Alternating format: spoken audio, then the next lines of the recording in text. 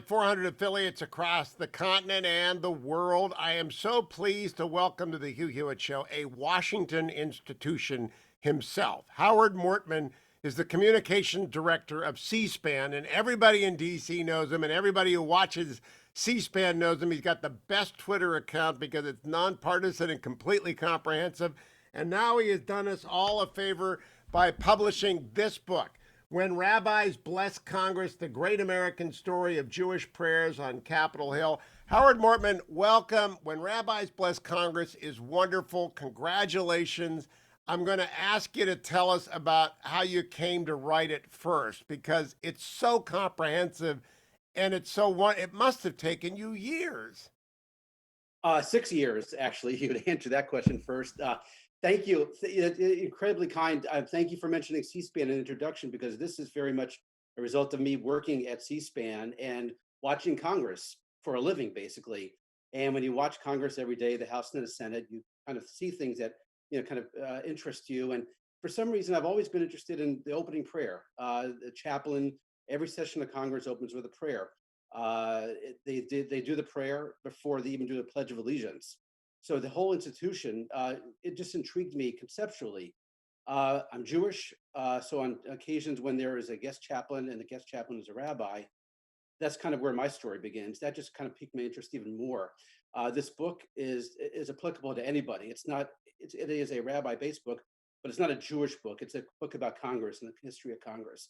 And It's also a book about prayer, Howard. I think this ought to be not only in every synagogue in America, but in every pastoral library, because it's just a celebration of a great American tradition that not many people know about who haven't taught con law. Yeah, and it's a tradition that goes back to the very beginning of Congress. It even goes back to the Continental Congress. The first thing Congress did, even before the Bill of Rights was completed, was to hire a chaplain and to start praying. It was advocated by Benjamin Franklin. So the tradition of prayer in Congress goes back to the very beginning of the country. And since you mentioned law, it is protected by the Supreme Court. They have ruled in several cases that legislative sessions, city council meetings, and so on, can open with a prayer. I was impressed by your grasp of constitutional law, Howard Mortman. And when Rabbis Bless Congress, though, is more a wonderful celebration of prayer, I want to tell a few stories. First of all, there are two synagogues in which I have been that are in the book. Temple Bet Yam in Newport Beach. My friend Mark Miller is in the book, and Mark and I have taught at Chapman for years, and I've been to bar mitzvahs at Temple Bet Yam. And then, of course, I've been to Toro Synagogue, and I did not realize this is the synagogue to which George Washington wrote the famous 1790 letter saying, "All are welcome in our country." And on the 200th anniversary of that congregation, their rabbi spoke. See, there is a great interplay between history and prayer in this book. So I love both of those stories. I will tell you, part of the writing of this, personal anecdotes. I've been meeting rabbis and families of rabbis who are connecting with this in a very emotional level. Your stories are great. It's funny you mentioned Rabbi Mark Miller.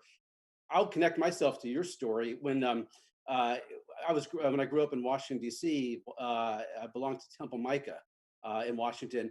One of the earliest rabbis who was an intern rabbi, a learning rabbi, was Rabbi Mark Miller. Oh, Back in the Yeah, so it's funny, only my brother and I would know that, but now Hugh Hewitt's mentioned it. But Rabbi Mark Miller back in the 70s was kind of a student rabbi at my synagogue. So that's my oh my God! connection. When you go to Temple Bet Yam, they will show you their Torah, and it's a very famous one that was recovered from the Prague Museum of Dead Religions that Hitler had arranged for, and it's just an amazing emotional experience. That brings me to another. There are a lot of emotional stories in When Rabbis Bless Congress.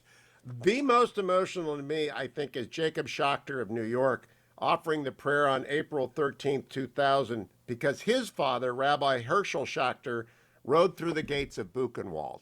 And that is, to me, the quintessential American story, the son of a liberator of the Holocaust survivors preaching or praying for the body that dispatched those troops. It's really kind of just gave me another shiver.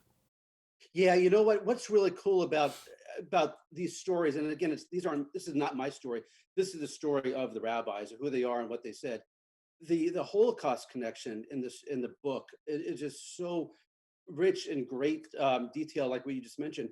The idea that in that Rabbi Shachter, there were many Holocaust survivors who came, who left Europe, survived, came to America, became rabbis, and then prayed in Congress. I mean, that just extraordinary. What a way to defeat Hitler is by having Jews survive. There's like 6 or 7 Auschwitz survivors who left and came to America. And what a great country that you can live in, where a rabbi or any religion can pray in the literal center of democracy. It's the ultimate victory over Hitler in World War II by having rabbis pray in Congress. Now, this morning I'm selling books. I have to remind you of the Frank Luntz rule that you've got to say the title of the book 7 times in any interview for people to remember it. So, When Rabbis Bless Congress is what the book is, and When Rabbis Bless Congress is available at Amazon in paperback and hardback. And you ought to get When Rabbis Bless Congress for your Christian friends, because not only is Lloyd Ogilvie one of the great preachers of American history in here, and Richard Halverson similarly. I used to belong to National Presbyterian Church when we lived in D.C. in the 80s, so I know both of these men very well. But you go right to the heart of the interplay between the Christian pastors who open and the rabbi pastors who open, and how the Christians borrow from the Jews and the Jews borrow from the Christians. And I love that you ask, what about all this Jesus talk to the Jewish members of the Congress? Explain what their reaction is, Howard. Yeah, it's funny.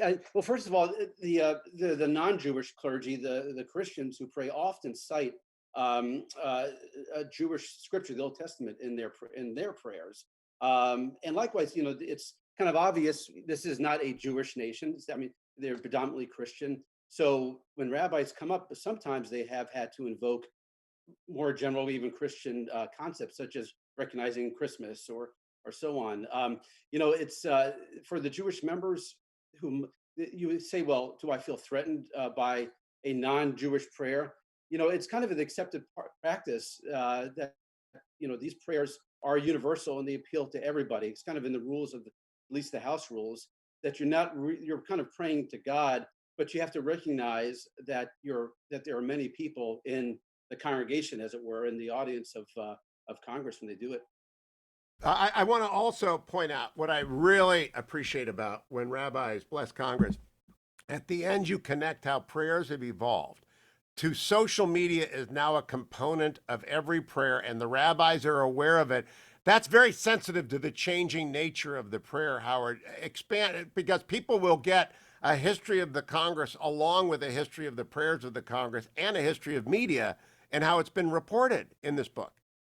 Yeah, I will tell you actually right off the bat, my favorite story to answer your question comes from a person who's not a rabbi, a clergyman who I've befriended as a result of this project. His name is Pastor Dan Cummins. He's given the prayer dozens and dozens of times in the house.